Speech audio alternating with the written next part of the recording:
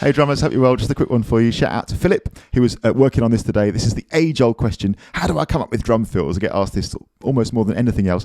People say, I'm not creative. I can't think of any drum fills to play. I always say that play the same 5 drum fills over and over and over again. So on this channel, I'll link to all of these videos below. I've made several videos now about creating drum fills, several series of videos, in fact. But this is yet another way, and this is huge. This is really simple. As you will probably know if you've ever watched this channel, I'm always waffling on about drum grades. I really like them. Why do I like them? Because this is from grade 7, Rope by Foo Fighters, Trinity Rock and Pop. I love them because what they do is, as well as learning this great repertoire of songs, which is a good place to start, they also give you this brilliant sort of vocabulary of stuff, right? What you do every time you study a piece is you take this stuff and by osmosis it goes into your system, and it's brilliant inspiration. I think of it as just like in real life.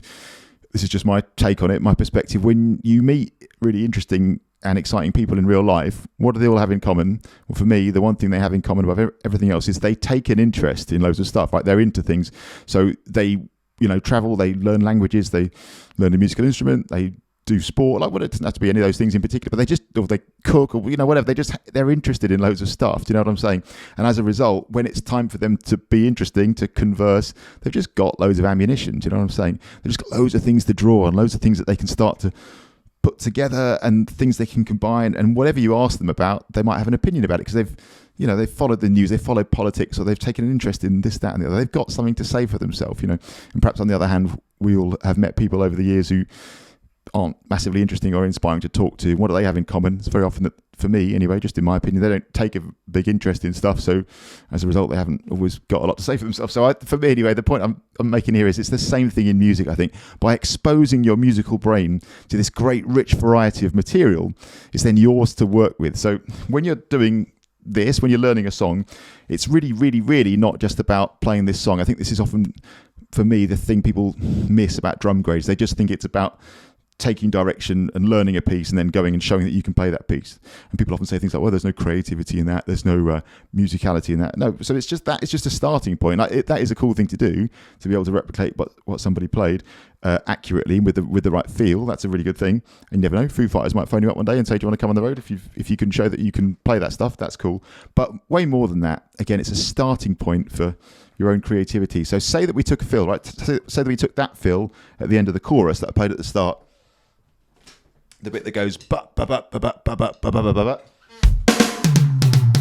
So 1, 2 E and 3 E, 4 E.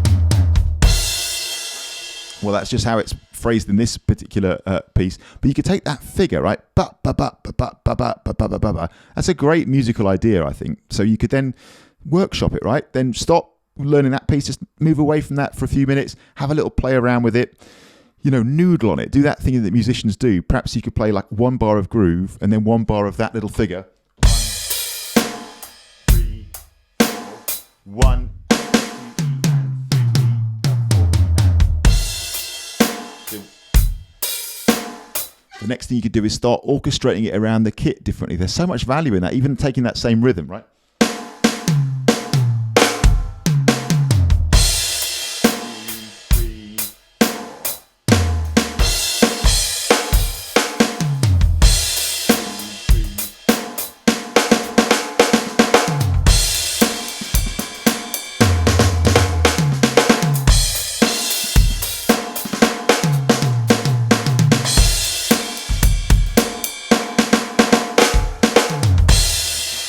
So that's a classic case of noodling around because it doesn't all sound smooth there. But I'm just taking that idea and I'm trying some different stuff. So by taking an existing idea, but then playing around with it, noodling with it, then that's one brilliant way to start creating some of your own stuff. You could, of course, change the rhythm as well.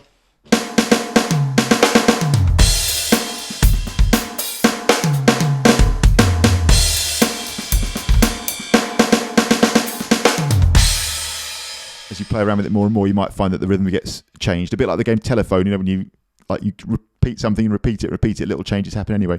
So this is a really important point, I think. As a starting point, learning music, learning a classic drum part can be a brilliant starting point for your own creativity. Take that moment that you like out, workshop it, play with it. Before you know it, you'll have something really, really cool. I was reading the other day that, the song My Sharona by the Knack.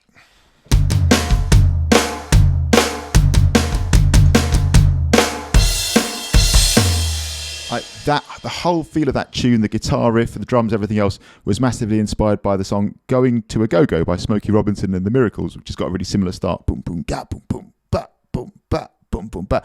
So they've done the same thing. I'm not saying rip everyone off, as obviously, there's been a whole thing over the last week or two with Ed Sheeran and the idea, like people exploring the idea of thinking about an interesting conversation about what happens when you too closely perhaps replicate what someone else has done. I'm not saying to do that, but as a starting point, you can take that idea and then work with it. Anyway, it's just a drum fill. We're not talking about a whole composition here. Take a drum fill that you love, work with it, play it around, see what comes out. And I'm such a huge fan of using that method of creating fills. I come up with a lot of fills and things to play in that fashion.